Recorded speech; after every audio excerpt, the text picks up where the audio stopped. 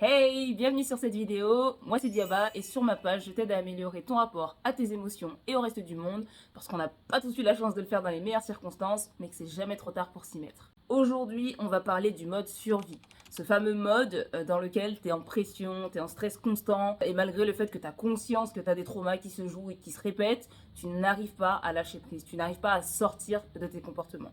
Donc, dans cette vidéo, je vais te proposer une liste de 7 indices qui vont te permettre de savoir si tu es en mode survie.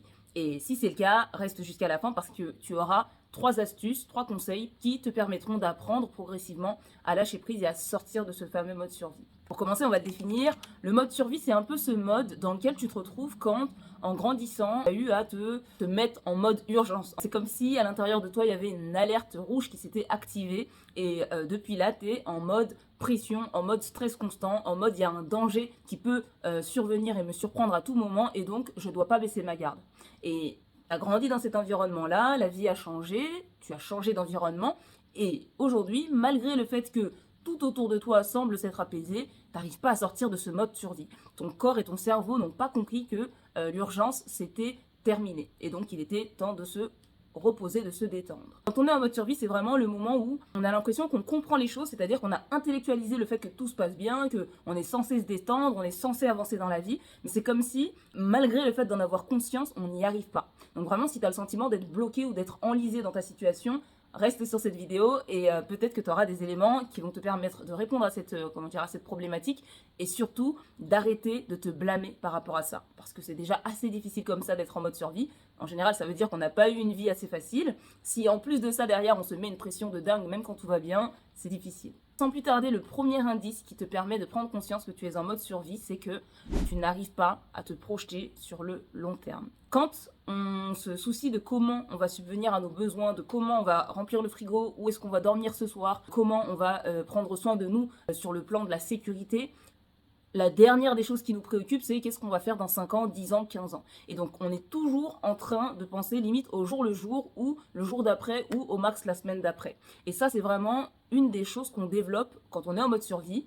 Pourquoi ? Parce que quand le cerveau il a besoin de gérer une situation dans l'urgence, il a besoin de mettre toutes ses ressources au service de ce qui se passe dans l'instant. Et c'est une très bonne chose pour régler et répondre à la problématique de l'instant. Seulement, quand on veut mettre en place quelque chose de durable, il faut sortir de ce mode-là. Quand tu es programmé à ne voir que ce qui se passe le jour d'après, voire la semaine d'après, c'est que vraiment, tu as une vision à court terme, mais ta vision à court terme, elle n'est pas à la base à blâmer, elle est juste peut-être la conséquence du fait que tu es en mode survie. Parce que ton cerveau n'a toujours pas conscientisé le fait que maintenant tu peux te poser et réfléchir à plus long terme. Le deuxième indice qui peut te montrer que tu es en mode survie, c'est le fait que tu ne parles qu'en injonction, sous forme d'injonction. C'est je dois faire ça, il faut absolument que je termine ça, je dois absolument gagner tant, je dois absolument être prise à tel poste ou quoi que ce soit. C'est toujours des injonctions, c'est des il faut que. Et en fait, ça montre et ça prouve que tu es en mode survie parce que dans l'injonction, on comprend qu'il y a vraiment une notion d'obligation et d'urgence. Et à cause de ça, ton cerveau, il se met une pression de dingue. Et donc, c'est vraiment un cercle vicieux qui va ne faire qu'alimenter cet état de stress qui va te pousser à toujours te mettre encore plus de pression pour pouvoir ensuite être en sécurité. Mais c'est un cercle vicieux et c'est contre-productif parce que plus tu te mets la pression, plus tu stresses, moins tu es productif et moins tu es productif, moins tu es en sécurité. Et donc, plus tu vas t'apaiser, plus tu vas pouvoir créer ce climat de sécurité. Mais donc, se parler sous forme d'injonction, on peut penser que voilà, c'est un bon carburant parce que je me mets la pression et quand je suis sous pression, je travaille fort et ceci et cela, mais sur le long terme, ça marche pas. C'est comme si on se servait de ce carburant, cette jauge de secours dans toutes les circonstances de la vie. Vous voyez, quand quand on tombe en réserve et qu'on conduit, la réserve, c'est pas un état dans lequel on est censé rester. La réserve, c'est censé tenir jusqu'au prochain plein. Limite, on ne devrait pas avoir à faire appel à cette ressource-là. Et quand on carbure au stress et à la pression, c'est comme si à chaque fois, on allait puiser dans cette réserve et sur le long terme, c'est contre-productif. Le troisième indice qui montre que tu es peut-être en mode survie, c'est le fait d'avoir des tensions constantes dans le corps. Au niveau des cervicales, au niveau du cou, au niveau de la tête aussi, des fois ça monte, du coup ça se transforme en maux de tête. Ton corps te parle. Et quand ton corps se sent pas bien et qu'il a l'impression d'être constamment en mode survie, en état d'alerte, en état de stress, il le communique. Comme je disais, c'est normal de pouvoir faire appel à cette ressource d'énergie quand on a besoin de se sortir d'une situation dangereuse, mais c'est censé être temporaire. C'est comme, je sais pas moi, il y a un lion qui arrive, on a besoin de sprinter pour se mettre à l'abri, on peut pas sprinter tant d'un marathon. Le sprint, c'est vraiment une énergie courte qu'on va mettre à profit pour se mettre en sécurité. Normalement, une fois qu'on est à l'abri, on recharge les batteries. Et quand tu es sous tension et que tu ne t'arrêtes pas et que tu restes sous tension constamment, c'est comme si tu disais à ton corps, on reste en mode sprint, on reste en mode sprint, on reste en mode sprint. Et en fait, au bout d'un moment, il en peut plus. Et donc, il le signale avec de la douleur. Le quatrième signe qui te montre que tu es peut-être en mode survie, c'est le fait de passer systématiquement d'un extrême à l'autre. C'est soit je cours partout, ou soit je suis épuisée et je dors et je tiens pas debout. C'est soit je prends des décisions purement émotionnelles et irrationnelles et guidées par mes passions, ou soit je prends des décisions totalement rationnelles et je tiens pas compte de mes besoins et de mes envies. C'est vraiment toujours je bascule d'un extrême et ensuite je bascule de l'autre extrême. C'est comme si en fait on se met tellement la pression dans un des cas de figure qu'à un moment donné on essaie de compenser et pour compenser en fait on bascule de l'autre côté. Et puis après on culpabilise et on se sent mal et donc du coup on se remet énormément de pression et la juste mesure, le fait d'être équilibré, de prendre son temps pour prendre des décisions qui soient modérées, ça demande un calme interne que quand on est en mode survie, on ne possède pas.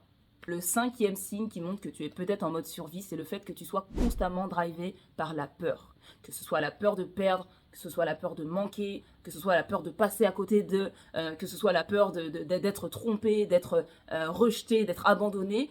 Tout ça, c'est des choses en fait que tu as vécues peut-être par le passé et en fait tu as tellement peur de les revivre que c'est comme si tu étais tout le temps sur tes gardes. C'est comme si tu étais tout le temps avec ton bouclier qui pèse des kilos et des kilos de peur qu'on te réattaque. Et ça, c'est le mode survie. C'est-à-dire que voilà, si on est en temps de guerre et que c'est dangereux et que tu dois assurer ta survie, c'est normal que tu sois constamment apeuré à l'idée de ce qui pourrait se passer. Mais quand tout se passe bien autour de toi, eh ben, c'est quelque chose qui t'alourdit. C'est quelque chose qui te retarde, c'est quelque chose qui t'empêche d'avancer et même que c'est quelque chose qui va être contre-productif dans le sens où ça va limite attirer ce que tu crains le plus. C'est souvent comme ça que ça se passe. Alors le sixième indice qui peut te montrer que tu es dans ce mode survie, c'est le fait que tu te sentes bloqué.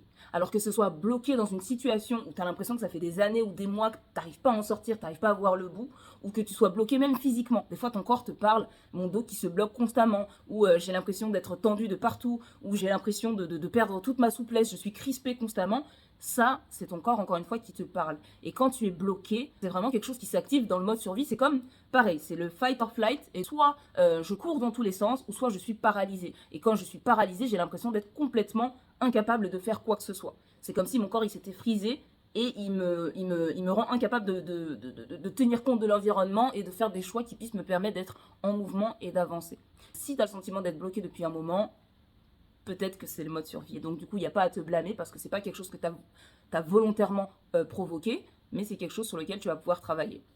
D'ailleurs, j'en profite pour t'inviter à liker, à commenter et à partager. Si tu te retrouves dans certains de ces indices, n'hésite pas à le partager. Et surtout, si tu connais des personnes qui te viennent à l'esprit quand je te parle de tous ces symptômes-là, n'hésite pas à leur partager cette vidéo parce qu'elle pourra leur être utile. Et ça m'aide moi aussi énormément parce que ça me permet de faire grandir la communauté. On a eu déjà sur le septième et dernier indice et après ça, il y aura 3 solutions concrètes pour faire redescendre la pression et sortir progressivement de ce mode survie. Alors le septième indice, c'est le fait d'être toujours dans le rush, dans la précipitation. Tu cours partout, tu ne te laisses pas le temps, tu manges super vite, tu n'écoutes même pas ton corps de est-ce que j'ai faim, est-ce que j'ai pas faim, il faut absolument que je me dépêche d'aller à gauche et puis quand j'aurai fini j'irai à droite et puis ensuite je retournerai à gauche et ceci et cela. Et en fait le fait de ne plus être dans un rythme qui te permette d'être conscient, ça te déconnecte totalement de ton corps, de tes émotions et c'est peut-être un moyen de fuir ton état de stress constant et ton mal-être et tes douleurs. Et je rappelle que si tu te retrouves dans ces signes-là, l'objectif c'est pas de te blâmer ou de culpabiliser, c'est d'en prendre conscience parce qu'on ne se met pas volontairement en mode survie. Comme je le disais tout à l'heure, souvent c'est quelque chose qu'on subit malgré nous dans l'enfance, dans notre éducation, dans notre parcours de vie par rapport aux choses qu'on se retrouve à traverser. Seulement vient le moment où, à l'âge adulte ou en grandissant, on a la possibilité de faire des choix et de changer la donne. Et donc c'est à ce moment-là que ça devient notre responsabilité. On n'en est pas coupable, mais on devient responsable de est-ce qu'on laisse les choses telles quelles ou est-ce qu'on y change quelque chose. La première solution que je peux te donner par rapport à ça, c'est d'augmenter ton niveau de conscience. Je ne me laisse pas aller en roue libre, j'ai pas l'impression de subir ma vie, je reprends le contrôle de ma vie. Et ça passe par le fait de créer des espaces propices à la prise de conscience. C'est genre, si jamais je suis dans le rush et que je cours partout et que je ne m'écoute plus et que je suis dans le tout blanc, dans le tout noir, je vais très vite ou je m'arrête complètement ou j'ai le sentiment d'être bloqué ou enlisé, la première étape, ça va être de créer un environnement dans lequel je vais pouvoir juste être moi et prendre conscience de ce qui est en train de se passer, de ce qui est en train de se jouer. M'arrêter, ralentir, peut-être pleurer, peut-être crier, peut-être parler avec quelqu'un, peut-être ne rien faire, juste le temps que ça redescende, mais créer cet espace. Ça peut être 15 minutes pour commencer dans un endroit où je suis juste seule et dans lequel je me sens bien. Ça peut être prendre un rendez-vous avec un professionnel de santé ou de l'accompagnement à la personne à qui je vais pouvoir déléguer et vider mon sac, me retrouver dans une safe space, vraiment un espace dans lequel je vais pouvoir me sentir libre d'être moi-même et surtout de poser sur la table tout ce que j'ai qui tourne dans ma tête sans que j'en ai conscience. Donc ça, c'est vraiment la première chose à faire. La deuxième solution qui paraît tomber sous le sens, mais qu'il est important d'évoquer, c'est de ralentir. Ralentir, ça va être vraiment le truc qui va te permettre de te reconnecter progressivement à ce que tu ressens. La première étape, c'est je prends conscience de ce qui se passe et en fait maintenant que j'ai conscience que je cours partout parce que j'ai peur, parce que je suis en mode survie, parce que mon cerveau n'a toujours pas compris que je suis en sécurité, je vais ralentir, tu vois. Je vais être sur le chemin de la gare et je me rends compte que je suis en train de courir ou de marcher tellement vite que je respire pas correctement, hop, je ralentis. Et puisque je ralentis, mon cerveau comprend qu'en fait, il n'y a pas le feu. Et puisque mon cerveau intègre cette information qu'il n'y a pas le feu et que tout va bien, petit à petit, il transmet les informations à mes autres organes qu'il n'y a pas le feu et que tout se passe bien. Et ralentir, c'est je donne l'exemple de dans la marche, mais dans plein de choses. C'est voilà, dans le travail, on m'a demandé une deadline. D'habitude, j'ai tendance à toujours attendre la dernière minute pour courir. Cette fois-ci, je vais peut-être commencer un peu plus tôt et prendre plus de temps.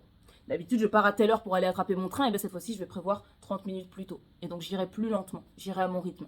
Vraiment trouver des espaces où je peux ralentir. Et ça, c'est vraiment une chose qui est difficile quand on a le sentiment qu'on ne carbure qu'au stress. Mais en fait, c'est important de désactiver. Comme je disais, c'est important d'apprendre à arrêter de faire appel à cette réserve d'énergie qui n'est censée servir qu'au cas d'urgence. Et apprendre à faire appel à cette réserve d'énergie qui nous sert pour le quotidien.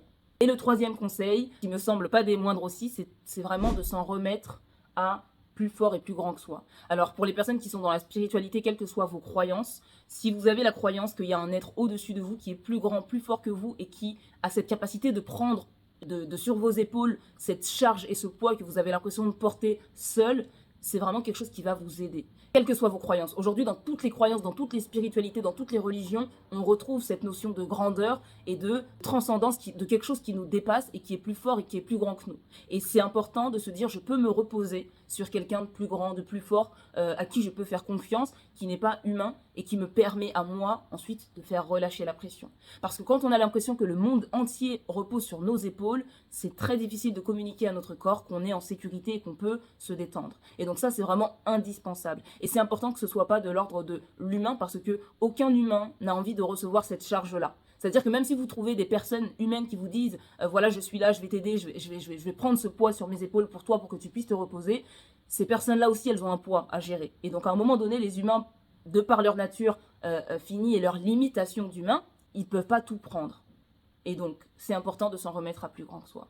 Donc voilà, j'espère que cette vidéo t'aura fait du bien. Rappelle-toi que je ne suis pas là pour te culpabiliser, mais bien au contraire, je suis là pour t'accompagner et t'aider dans la gestion de tes émotions et dans le fait de t'accepter, de t'aimer tel que tu es, avec ton parcours, avec tes histoires, avec tes cicatrices, avec tes guerres, avec tes bagarres. N'hésite pas à t'abonner si ce contenu t'a plu et surtout à le partager encore une fois, à le liker et à me faire tes retours.